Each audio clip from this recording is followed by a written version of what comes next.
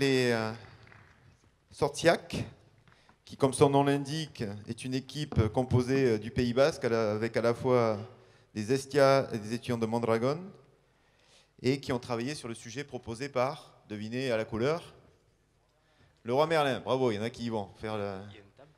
Alors il y a une table, non, pas forcément, vous pouvez le mettre directement sur la scène, ce sera filmé.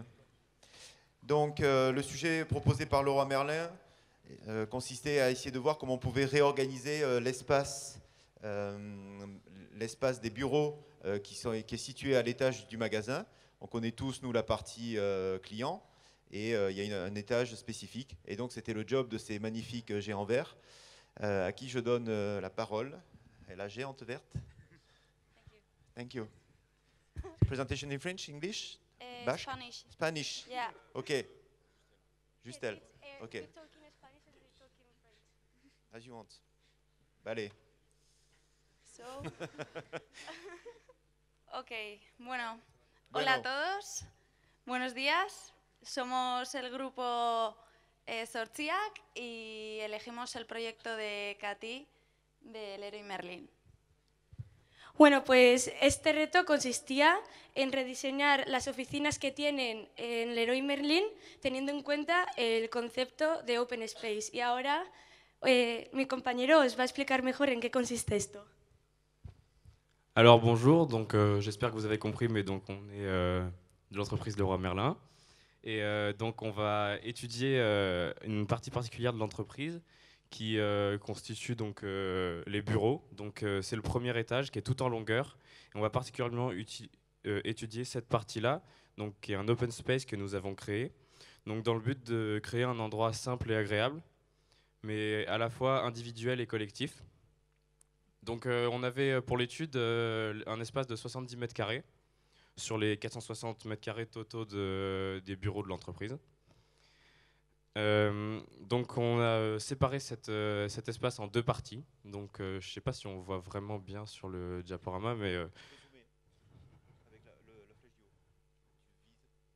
donc on a une partie centrale, donc qui est la plupart du temps vide, donc qui est un espace de vie et de déplacement, et une partie donc sur les côtés où il y a différents bureaux séparés par des cloisons.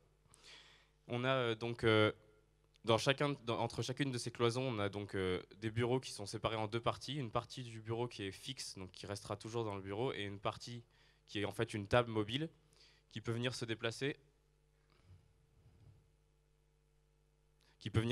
et donc se fixer avec d'autres tables et former une grande table pour une réunion.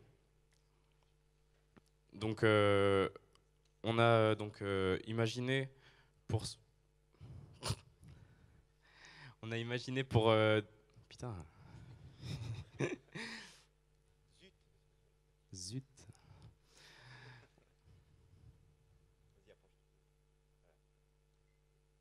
Donc on a imaginé donc pour chacun de ces bureaux un rabat donc qui serait en verre et en métal, et donc ce verre serait du verre électrochrome.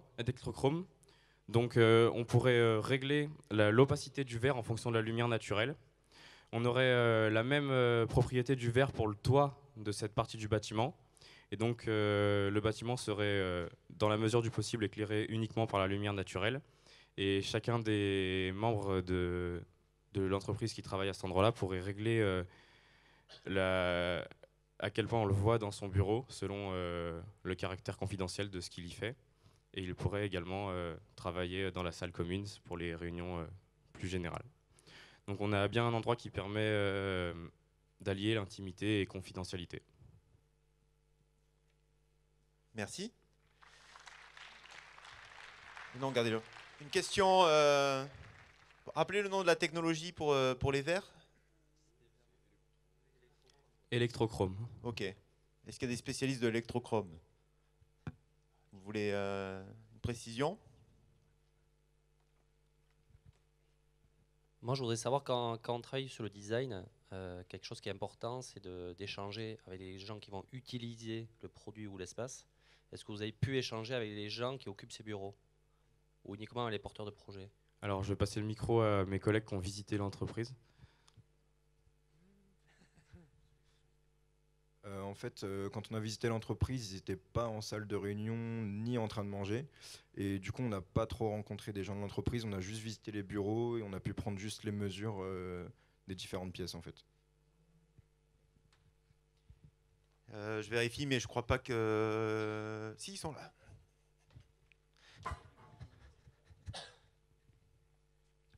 Bonjour, merci à eux pour leur travail. Bon, ils ont eu des petits soucis techniques de logiciel, donc on n'a pas forcément tout en visu, mais ils ont fait un travail beaucoup plus complet sur toute la partie design, locaux collaboratifs, avec des hamacs, enfin plein de choses super.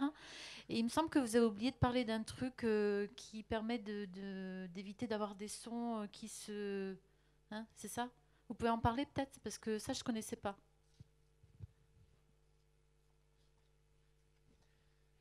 Merci. Oui, effectivement, donc on pourrait rajouter un caisson spécial qui pourrait se déplacer. Donc je sais pas si on peut filmer. Montre-le celui-là. En fait, à l'intérieur de la pièce, on pourrait ajouter des caissons spéciaux, donc qui seraient purement mécaniques et qui permettraient de faire une sorte de barrière pour le son. Donc là on voit pas grand-chose, mais donc voilà, ça permettrait par exemple, si on a une réunion à un endroit dans la pièce, on pourrait également se trouver dans son bureau sans être gêné par les bruits de la réunion et inversement. Donc voilà. Ok. J'en profite pour remercier à la fois Laurent Merlin de nous avoir fourni tout ce que vous nous avez fourni pour faire ce Fab Lab. D'ailleurs, un des résultats, c'est des protos avec... donc là, c'est les machines de découpe laser. Donc j'en profite, si on peut applaudir tous les gens qui aident au prototypage. Ils sont là-bas, ils n'ont pas dormi la plupart. Et merci d'avoir fourni autant de matériel, ce qui nous a permis de faire des jolis protos pendant ces 24 heures.